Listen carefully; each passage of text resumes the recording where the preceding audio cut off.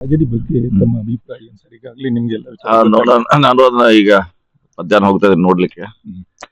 So ಏನು ಯಾವ ಕಾರಣದಿಂದ ಆಗಿದೆ, ಮುಂದೆ ಆಗಬಾರ್ದು ಶಾಶ್ವತವಾಗಿ ಅಂತ ಸೊ ಚರ್ಚೆ ಮಾಡ್ಲಿಕ್ಕೆ ನೋಡ್ಲಿಕ್ಕೆ ಖುದ್ದಾಗಿ ಹೊಂಟಿದ್ದೀನಿ. ಹೋದ್ಮೇಲೆ ನೋಡೋಣ ಯಾವ ರೀತಿ ಅದನ್ನ ಪರಿಹಾರ ಮಾಡ್ಬೇಕಂತ. ಈಗಾಗಲೇ ಅವರಿಗೆ ಬರೀ 5 ಲಕ್ಷ ರೂಪಾಯಿ ಮಾತ್ರ ಇದು ಮಾಡಿದ್ರು. ಒಂದು ದುಡಿಯೋ ಫ್ಯಾಮಿಲಿ 3 ಫ್ಯಾಮಿಲಿ ಘೋಷಣೆ ಮಾಡಿದ್ದಾರೆ. ಈಗಾಗಲೇ ಮುಖ್ಯಮಂತ್ರಿಗಳು ಕೂಡ ಘೋಷಣೆ ಮಾಡಿದ್ದಾರೆ. ಸ್ಥಳೀಯವಾಗಿ ಕೂಡ ಅವರಿಗೆ ಪರಿಹಾರ ಕೊಡುವಂತ ಪ್ರಯತ್ನ ನಡೀತಾ ಇದೆ. ಬಹಳ ಮುಖ್ಯ ಇಲ್ಲ, ತಜ್ಞರು ಇರ್ಬೇಕಂತ ಎಲ್ಲ ಅವರು ಗೈಡೆನ್ಸ್ ಕೊಟ್ಟಿರ್ತಾರೆ, ಅದನ್ನ ಫಾಲೋ ಮಾಡ್ಬೇಕಾಗಿತ್ತು. ಸೊ ಆಗಿದೆ, ಲ್ಯಾಬ್ಸ್ 2 ಕಡೆಯಿಂದ ಆಗಿದೆ, ಒಂದೇ ಕಡೆ ಅಂತ ಹೇಳಲಿಕ್ಕೆ ಆಗಲ್ಲ. ನಮ್ಮವರಿಂದ ಆಗಿರ್ಬೋದು, ಆ ಕಡೆಯಿಂದ ಕೂಡ ಅವರು ಪ್ರಿಕಾಷನ್ ತಗೋಬೇಕಾಗಿತ್ತು. ಯಾಕಂದ್ರೆ ಅದು ಬಹಳಷ್ಟು ಶಾರ್ಪ್ ಕರು ಇದೆ ಅಂತ ಏನ್ ಹೇಳ್ತಾ ಇದ್ರು, ಬಹಳ ಡೀಪ್ ಇದೆ. ಆ ಡೀಪ್ ಯಾವುದೇ ಆಶ್ರಯ ಇಲ್ಲ, ಹೀಗಾಗಿ ನಾವು ವರ್ಟಿಕಲ್ ಕಟ್ ಮಾಡಿದ್ವಿ ಅಂತ ಹೇಳ್ತಿದ್ರು ಅವ್ರು.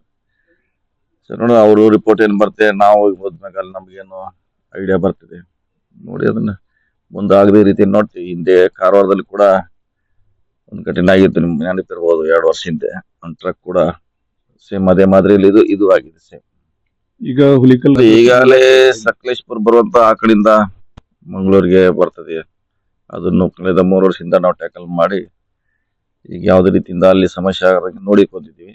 ಮೊನ್ನೆ 1 ವಾರದಿಂದ ಕೂಡ ನಾವು ಮೂಡಿಗೆರೆಯಿಂದ ಉಜಿರೆವರೆಗೆ ಕೂಡ ಪ್ರವಾಸ ಮಾಡಿ ವೈಡ್ನಿಂಗ್ ಮಾಡುವಂತ ಪ್ರಯತ್ನ ಅಲ್ಲಿ ಆಗ್ತದೆ. ಇನ್ನೊಂದು ನೆಕ್ಸ್ಟ್ ವೀಕ್ ಅಲ್ಲಿ ಬರ್ತೀನಿ. ಇದು ಈ ಘಾಟ್ ಕೂಡ ಆಗುಂಬೆ ನೋಡ್ಬೇಕಾಗಿದೆ. ಇದು ಕರಾವಳಿಗೆ ಜಾಯಿಂಟ್ ಆಗುವಂತ ಬೆಂಗಳೂರಿಂದ ಬರುವಂತ ಪ್ರಮುಖ ರಸ್ತೆಗಳು. ಸೊ ಈಗ ಅಲ್ಲಿ ಒಂದನ್ನ ಸಕಲೇಶ್ಪುರ್ ಹಾಸನ ಮಾರ್ಗ ಒಳ್ಳೆ ರೀತಿಯಿಂದ ಮಾಡಿದೀವಿ. ಮುಂದೆ ಅಲ್ಲಿ ಯಾವುದೇ ರೀತಿಯಿಂದ ಲ್ಯಾಂಡ್ ಸ್ಲೈಡಿಂಗ್ ಆಗಲಿ, ವಾಹನಕ್ಕೆ ತೊಂದರೆ ಆಗದಂಗೆ ನಾವು ನೋಡ್ಕೊಳ್ತಾ ಇದ್ದೀವಿ. ಇನ್ನು 2ನೇ ಹಂತ ಒಂದು ವೈಡ್ನಿಂಗ್ ಆಗ್ಬೇಕಿದು, ಮೂಡುಬಿದ್ರೆ ಪ್ಲಸ್ ಉಜಿರೆ ಬಂಟ್ವಾಳ. ಇನ್ನು ಮುಖ್ಯ ಇರುವುದು ನಿಮ್ದು ಇದು ಈ ಭಾಗದಿಂದ ಮಧ್ಯ ಕರ್ನಾಟಕದಿಂದ ಹೋಗುವಂತ ಈ ಆಗುಂಬೆ, ಇದನ್ನು ಕೂಡ ಶಾಶ್ವತ ಪರಿಹಾರ ಮಾಡ್ತೀವಿ. ಆಮೇಲೆ ಹುಲಿಕಲ್ನಲ್ಲಿ ಆಗಿದ್ದು ಕೂಡ ಅದು ಕೂಡ ಮಧ್ಯ ಭಾಗದಿಂದ ಹೊನ್ನಾವರ ಆ ಕಡೆ ಕುಂದಾಪುರಕ್ಕೆ ಹೋಗೋ ಮಾರ್ಗ, ಅದು ಕೂಡ ಇದೆ, ಕನೆಕ್ಟಿವಿಟಿ ಇದೆ ಎಲ್ಲ ಕಡೆ. ಸೊ ಅದೇ ನಮ್ಮ ಸರ್ಕಾರ ಬಂದ್ಮೇಲೆ ಸತತ ಪ್ರಯತ್ನ ಮಾಡ್ತಾ ಇದೀವಿ ನಾವು ಅದನ್ನ ಸರಿಯಾಗಿ ಮಾಡ್ಬೇಕಂತ. ಸೊ ಸ್ವಲ್ಪ ವಿಳಂಬ ಆಗುತ್ತೆ, ಯಾಕಂದ್ರೆ ಅದು ಫಾರೆಸ್ಟ್ ಇಶ್ಯೂ ಇದೆ. ಸೊ ಮುಖ್ಯವಾಗಿ ಸೊ ಟೆಕ್ನಿಕಲಿ ಒಂದ್ಸಲ ನಾವು ಮಾಡ್ತೀವಿ, ಇನ್ನೊಂದ್ಸರಿ ಅದನ್ನ ಚೇಂಜ್ ಮಾಡ್ತೀವಿ. ಈ ಟನಲ್ ಕೂಡ ಹಾಗೆ ಆಗಿದೆ. ಟನಲ್ ಮಾಡ್ಲಿಕ್ಕೆ ಸುಮಾರು ವರ್ಷದಿಂದ ಪ್ರಯತ್ನ ನಡೀತಾ ಇದೆ.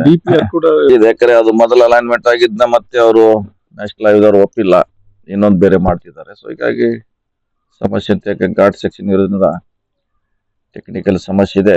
ಆದ್ರೂ ಕೂಡ ಆದಷ್ಟು ಶಾಶ್ವತ ಪರಿಹಾರ ಮಾಡ್ಲಿಕ್ಕೆ ಪ್ರಯತ್ನ ಮಾಡ್ತಾ ಇದ್ದೀವಿ.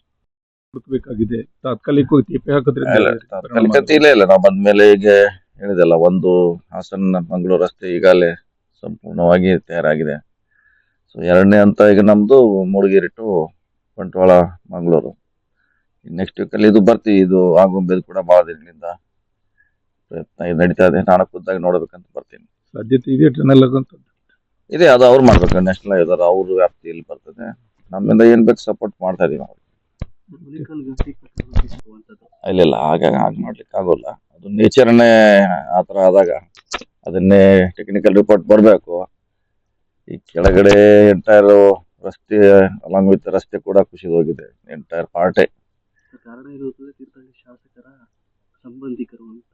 ನೋಡೋಣ, ಅದು ಅದ್ರಲ್ಲಿ ಅದು ಬರೋಲ್ಲ. ಸಂಬಂಧಿಕರು ಇರ್ಬೋದು, ಯಾರೇ ಇರ್ಬೋದು, ಟೆಕ್ನಿಕಲಿ ಪ್ಲಸ್ ಯಾರಲ್ಲಿ ಸೈಟ್ ನಲ್ಲಿ ಲೋಪ ನಮ್ದಿದ್ಯಾ ಅವ್ರದ್ದಿದ್ಯಾ ಯಾರು ನೋಡೋಣ.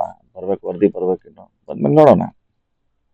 ಇದರಲ್ಲಿ ನೋಡ್ಬೇಕು ಇನ್ನು ನಾನೇ ಅದಕ್ಕೆ ಮುಂದಾಗಿ ನೋಡ್ತಾ ಇದ್ದೀನಿ. ನಾನು ಹೋಗ್ತಾ ಇದ್ದೇನೆ, ರಿಪೋರ್ಟ್ ಇನ್ನು ಬಂದಿಲ್ಲ, ಬರ್ಬೇಕು. ಬಂದ್ಮೇಲೆ ಯಾರು ತಪ್ಪಿಸ್ತರೋ ಮುಂದೆ ಆಗದಂಗೆ ನೋಡ್ಕೊಳ್ಳುವಂತ ಜವಾಬ್ದಾರಿ ಕೂಡ ಡಿಪಾರ್ಟ್ಮೆಂಟ್ ಇದೆ. ಅದು ಮುಂದೆ ಆಗಬಾರ್ದು ಈ ರೀತಿ. ಯಾಕಂದ್ರೆ ಇದು ಎಂಟೈರ್ 5-6 ಜಿಲ್ಲೆಯಲ್ಲಿ ಸಮಸ್ಯೆ ಇದೆ. ನಿರ್ಭೀತ, ನಿಷ್ಪಕ್ಷಪಾತ, ವಿಶ್ವಾಸಾರ್ಹ ಸುದ್ದಿಗಳಿಗೆ ಮತ್ತೊಂದು ಹೆಸರಾಗಿರುವಂತ ನ್ಯೂಸ್ 18 ಕನ್ನಡ ಈಗ ಆಪ್ನಲ್ಲೂ ಲಭ್ಯವಿದೆ. ದಯವಿಟ್ಟು ಇಲ್ಲಿರುವ QR ಕೋಡ್ ಅನ್ನ ಸ್ಕ್ಯಾನ್ ಮಾಡಿಕೊಂಡು ಆಪ್ ಅನ್ನ ಡೌನ್ಲೋಡ್ ಮಾಡೋದಕ್ಕೆ ಮರಿಬೇಡಿ. ನಿಮ್ಮ ಬೆಂಬಲ ಹೀಗೆ ಸದಾ ನಮ್ಮೊಂದಿಗಿರಲಿ. ಧನ್ಯವಾದ.